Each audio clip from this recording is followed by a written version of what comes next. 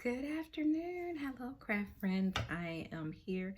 Today I wanted to do a video on hoodoo and why do I practice hoodoo and what are some of the things that I use in my practice. So I thought I'd just do a quick video on that. Um, Hoodoo is like folk magic, also called conjure. People who practice hoodoo are also called root workers and so forth. It started back hundreds of years ago. The slaves came over here and they needed a form of, or they used a form of their spiritual and religious practices, though that was demonized. So a lot of the times they used it in secret. So a lot of times hoodoo is mixed with religious practices, especially with a lot of Christianity. You can use the Psalms and a lot of Bible verses and stuff in the practice of hoodoo. It is a combination of things, and it's basically passed from generation to generation through verbal communication, though now you can find a lot more publications and stuff on the practice of hoodoo. There are a lot of things out of there. I do kind of, it is one of the practice that is part of the ATRs, or African Traditional Religion Practices. You do not necessarily have to be initiated into this practice. However, a lot of times it's passed down from generation to generation and a lot of times people, even the most staunch Christians, have practiced it if they've lived in the South for any period of time, because it's a family type practice that is passed down from generation to generation, and people did not always understand that's what it was. Like certain things, like if you sweep over somebody's feet with a broom or something like that, that was considered bad luck. Throwing some salt over your shoulder for good luck. And people sometimes did that, those sort of things, not knowing that that's part of that practice. But there is more deeper work with that.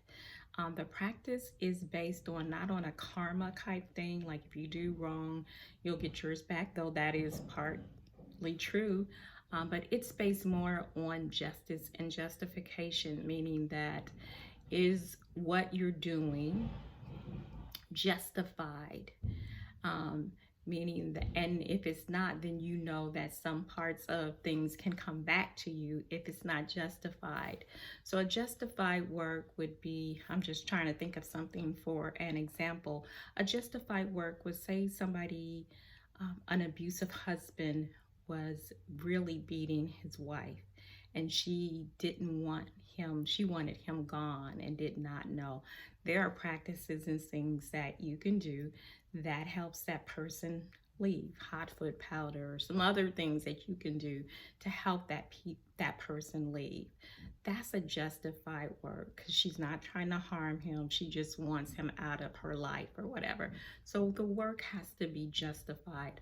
Another part of the ethics of that is that you do things in wisdom. You don't do things because you're mad at somebody and you're just mad and you're in an emotional space. You don't do work that way. You do work that is very thought out, that is a justified action to a reaction. So you do work that is justified, and that is how I was always taught to do it.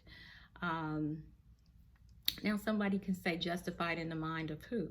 The person who's doing the work. Some root workers will tell you they don't do, and we consider things the way I was taught about it, is the right hand path and the left hand path. Meaning the right hand path is more work that it may not be real heavy, not a lot of hexes and all of that.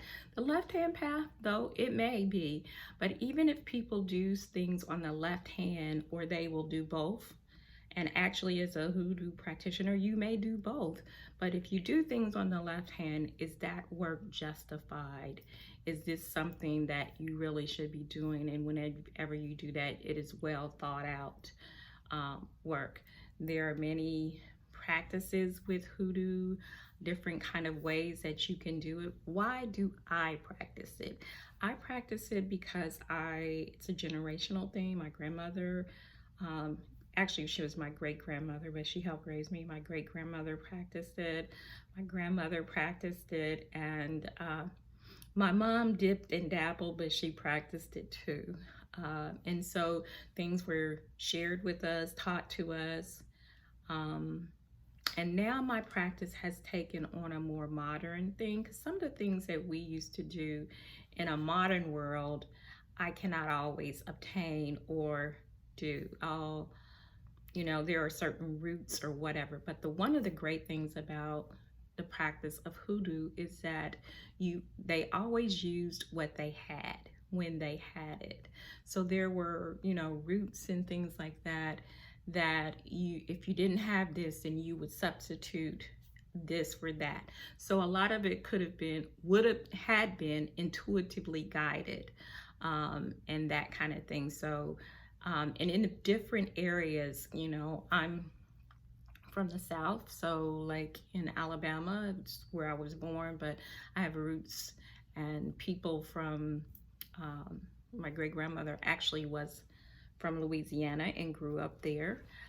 So that it took a lot from that, actually from New Orleans. So in different areas, they practice it a little bit different. Different families do different things. So sometimes nobody really gets into a debate that I know of about, well, you do this and do that. It may be a comparison. Why do you do this or why do you do that? And a lot of it is from your location of where you were from, and two, what your family and how your family practice it. The other thing about hoodoo is that we may tell people some things, but we don't share everything, and that's what I caution people with cultural appropriation. A lot of times people shared things, but they didn't share everything. You still kind of have that thing. There are some things that my family do that I would never share with anybody. I may show you some things that are very general, some roots that we worked with. I would share those things, but the recipes or what I put in my gree bag or whatever, I may not share every part of that. And to me, that's an honor thing, an honor to my family and that kind of thing. So, and I think that for most people, that is an honor thing, why they don't always share every ingredient. But the other part of that is that intuitively you're guided to that. Another important part of the practice is whatever roots or herbs or whatever you use, that you honor those. I mean, like that you speak to things. You speak to the spirit of those, and that each of these plants and stuff has a spirit. So you honor those spirits and you thank them for their use into whatever you're going to do. Also, the tradition of knowing the directions, and which is the honor really of the crossroads, and that your work, you honor each of the directions, north, south, east, and west, and you honor those directions during your work. Sometimes of course, you honor your ancestors, which is a very important part of this work. You honor your ancestors. A lot of people have an ancestor altar, and it does not have to be very elaborate.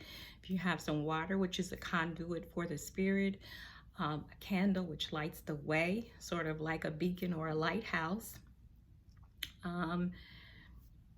pretty much that's it. And you can begin with that. I do like to have the elements on my altar, but that's more of a modern thing, something represent air and fire and those kind of things, or something to represent the directions, though that's an important part of your work, and you are the most important part of your work, which we all say. And that one, that you have faith in your work, that you know that what you're doing is going to happen. You do the work and you leave it alone because you know that it's done. Prayer is a very important part of the work. Like I said, we use Psalms and Bible verses over the work.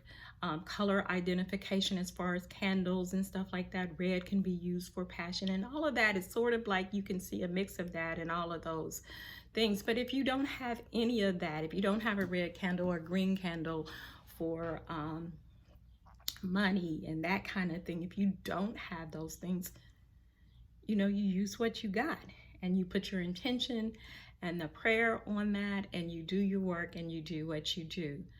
And like I said, the reason I practice that, one, is I love it. I feel like it's been handed down to me. It's my birthright. I love the ancestral honoring of that, or the ancestral veneration of that. I feel their presence, so I spend a lot of time in ancestor meditation and prayer and guidance and listening for things. Part of my practice is very spiritual.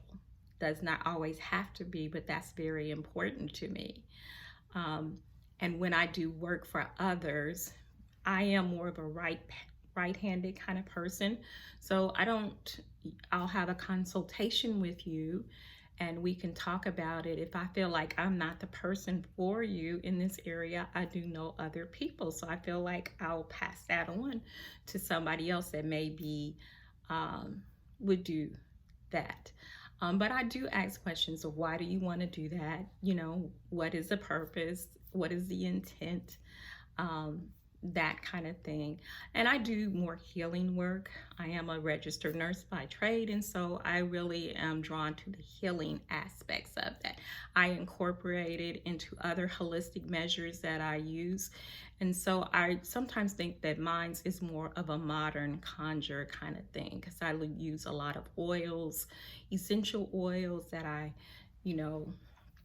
use with a lot of carrier oils, still use a lot of plants and herbs. So it's more of a modern take. And one of the more modern aspects of that is the cards, the divination that I use, which is, tarot cards and oracle cards. That is a part of my work too. And that would be a more modern time. In my grandmother's time, they used plain cards, and she was very good at that. Or she just, she had more of a psyche kind of thing, and she would just read you. Now that I'm also a Reiki practitioner, I have a sense with your energy and can read your energy and add things in that way. So like I said, I feel like mine is a more combination of a modern take on it. It is a part of my spirituality.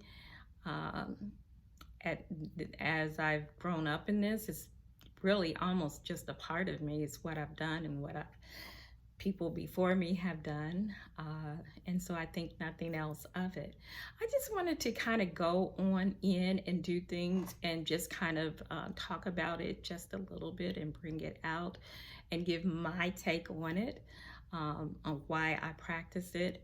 But really, when I look at it, I feel like I have a very kind of eclectic practice, because as I've grown and interacted with other people, I know that I have mixed a little bit of this and a little bit of that.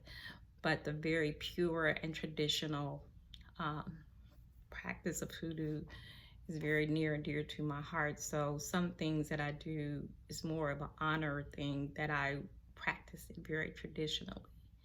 So that is my take. Just wanted to come and talk to you guys for a while. It's been good. I'm not always as consistent on YouTube as I'd like to be, because I am still working. Other people are off with, so they can wrap out those videos more and more. I am still working on some other things, and so I will just try to keep it as consistent as possible. Not always doing that, but get on here as much as I can. Well, I just want to end this now. Have a very blessed week. Love you guys and be blessed. Bye-bye.